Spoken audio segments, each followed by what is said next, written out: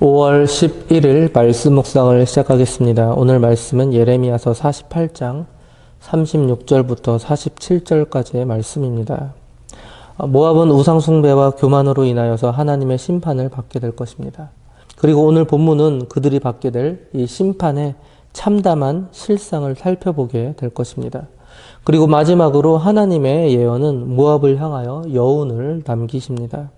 그것은 모압의 대표적인 이 성읍인 헤스본에 대한 옛 노래를 통하여서 모압의 회복을 엿보게 하신 것이죠. 오늘 말씀을 통해서 참으로 하나님은 사랑의 하나님 그리고 용서의 하나님이심을 다시 한번 우리는 확인할 수 있게 됩니다. 하나님은 죄에서 돌이켜 회개하는 자에게 언제나 새로운 기회를 주시는 분이십니다. 36절입니다. 그러므로 나의 마음이 모압을 위하여 피리같이 소리내며 나의 마음이 길헤레스 사람을 위하여 피리같이 소리내나니 이는 그가 모은 재물이 없어졌음이라. 이사야도 동일한 방법으로 모압의 멸망을 슬퍼하였습니다.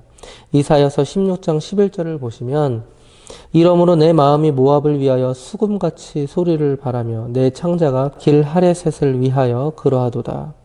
즉 이사야처럼 예레미야는 모압을 위하여 그의 애통한 마음을 악기에 비유했습니다.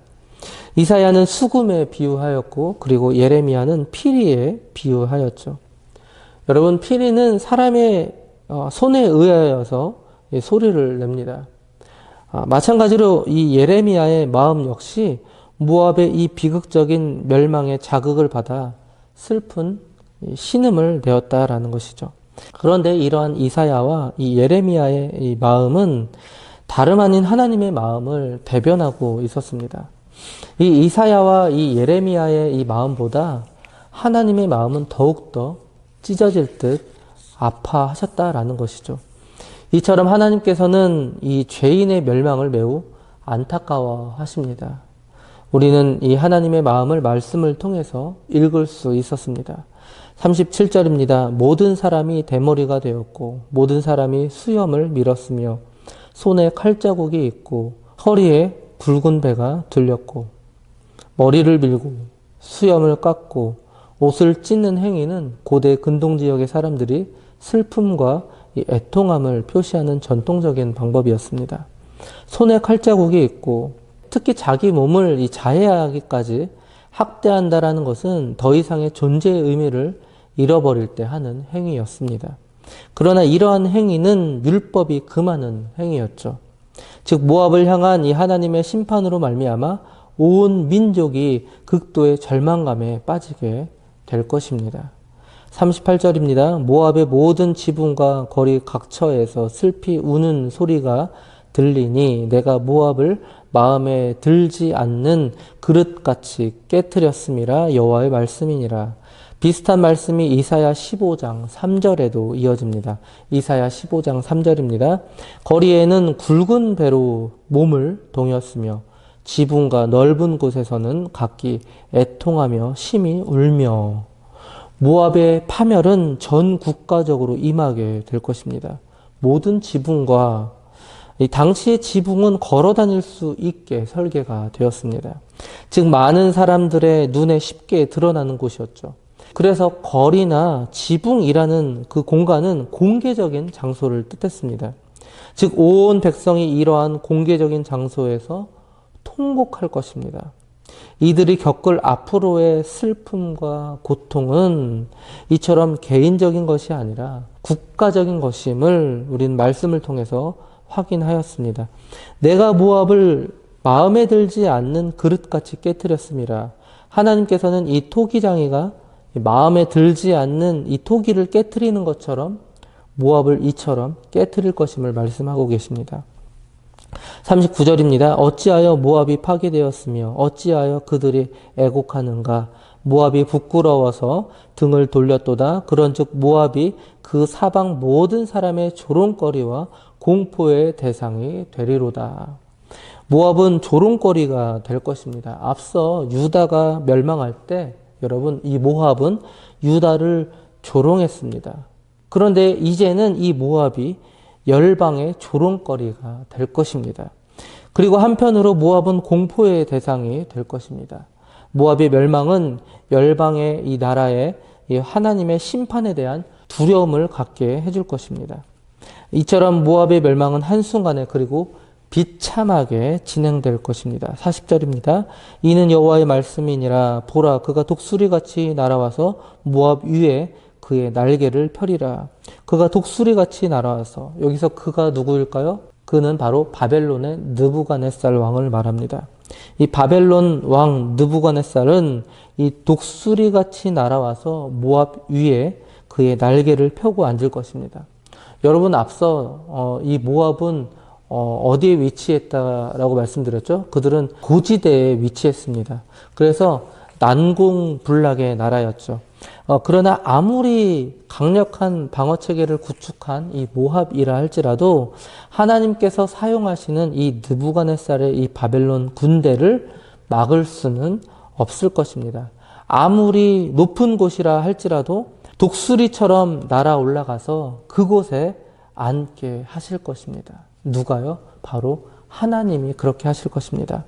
바벨론 군대의 침공에 이 모압은 속수무책으로 당하게 될 것입니다. 41절입니다. 성읍들이 점령을 당하며 요새가 함락되는 날에 모압 용사의 마음이 산고를 당하는 여인 같을 것이라. 간담이 서늘해진 이 모압의 마음을 산고를 당하는 여인에 비유하고 있습니다. 해산의 진통을 눈앞에 둔 이 여인의 마음은 얼마나 가난해져 있을까요? 해산할 때의 두려움과 이 공포로 인하여 마음이 극심하게 약해져 있을 것입니다. 이처럼 바벨론 군의 침공을 앞둔 이 모압 군인들의 마음이 이와 같을 것입니다. 42절입니다. 모압이 여호와를 거슬러 자만하였으므로 멸망하고 다시 나라를 이루지 못하리로다. 하나님의 심판은 매우 엄격할 것입니다. 즉 모압이 멸망한 이후에 다시는 국가를 이루지 못하게 될 것입니다.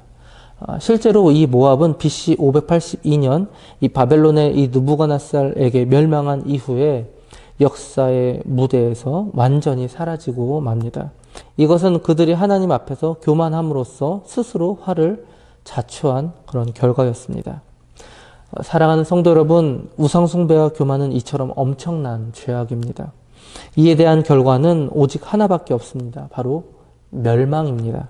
하나님 외에 다른 무엇인가를 섬기게 되거나 그분 앞에 나 자신을 조금이라도 드러난다는 사실은 그분의 진노를 사는 결과를 초래하게 될 것입니다.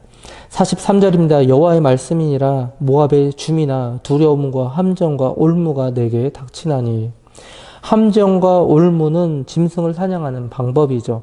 그런데 이러한 방법으로 하나님께서 모압을 사냥할 것입니다. 여러분, 이 함정과 올무가 왜 두려울까요? 함정과 올무는 눈에 보이지 않습니다.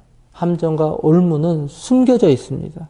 그리고 이 함정과 올무는 언제 임할지 모릅니다. 그 시기를 알지 못하죠. 또한 이 함정과 올무는 절대로 피할 수가 없습니다. 그래서 더 두려움을 안겨주죠. 사랑하는 성도 여러분, 주님께서 다시 오시는 날, 주님께서 예수 그리스도께서 다시 오시는 날, 그날은 아무도 모릅니다. 여러분, 그날은 곧 심판의 날입니다. 우리에게 그 심판의 날은 여러분 두려움을 안겨주는 날인가요? 아니면 구원의 기쁨을 누리게 되는 날인가요? 어떠한 날로 우리에게, 나 자신에게 다가오게 될 것인지 그 몫은 바로 우리 자신들에게 달려있다라는 것이죠. 우리가 하나님의 심판의 날에 구원의 기쁨을 누리기 위해서는 사랑하는 성도 여러분, 반드시 나 자신을 하나님 앞에 날마다 성결케 해야 할 것입니다. 44절입니다. 두려움에서 도망하는 자는 함정에 떨어지겠고 함정에서 나오는 자는 올무에 걸리리니 이는 내가 모압이 벌 받을 해가 임하게 할 것임이라. 여호와의 말씀이니라. 두려움에서 도망쳐도 함정에 걸리고 함정에서 나온다 할지라도 결국에는 올무에 걸리게 될 것입니다. 다시 말해서 도저히 피할 수 없는 하나님의 심판을 의미하죠. 함정과 올무에 차례대로 걸리는 이 짐승처럼 모압은 결국 하나님 심판대 앞에 서게 될 것입니다. 사랑하는 성도 여러분, 하나님의 심판은 모압뿐만이 아닙니다. 우리도 마찬가지입니다. 그 누구도 예외 없이 하나님의 최후의 심판은 임하게 될 것입니다. 그 심판은 누구도 피할 수가 없습니다. 우리에게도 그 최후의 심판은 동일하게 예외 없이 임하게 될 것입니다. 그때를 우리는 지금부터, 내일부터가 아니죠. 바로 지금 이 순간부터 우리는 준비해야 합니다. 그렇게 그때를 지금부터 준비하는 사랑하는 우리 성도님들 되시기 바랍니다. 45절입니다. 도망하는 자들이 기진하여 헤스본 그늘 아래에 서니 이는 불이 헤스본에서 나며 불길이 시온 가운데 나서 모압의 살적과 떠드는 자들의 정수리를 사르미로다. 도망하는 자들이 기진하여 바벨론 군대의 추격으로 인하여서 이 모압 백성들은 몹시 지친 상태로 그 어디에서도 안식을 누리지 못하게 될 것입니다. 불이 헤스본에서 나며 이 모압 백성들이 난리를 피해서 결국은 헤스본이라는 곳으로 갔죠. 그러나 그곳은 이미 함락되어서 불타오르게 될 것이라는 뜻입니다. 모압은 그 어디로도 도망칠 수 없는 출구 없는 함정 가운데 놓이게 될 것입니다. 46절입니다. 모압이여 내게 화가 있도다. 그모스의 백성이 망하였도다. 내 아들들은 사로잡혀 갔고 내 딸들은 포로가 되었도다. 그모스의 백성이 망하였도다.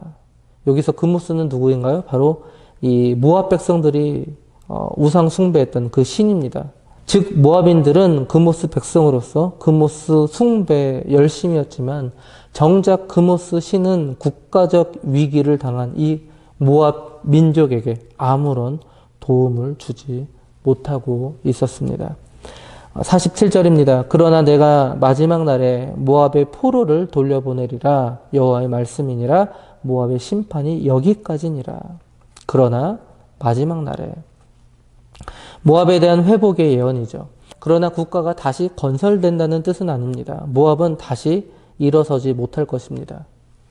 나라는 다시 일어서지 못하지만 그 마지막 날에 모압의 포로를 돌려보내 주시겠다고 약속하고 계십니다.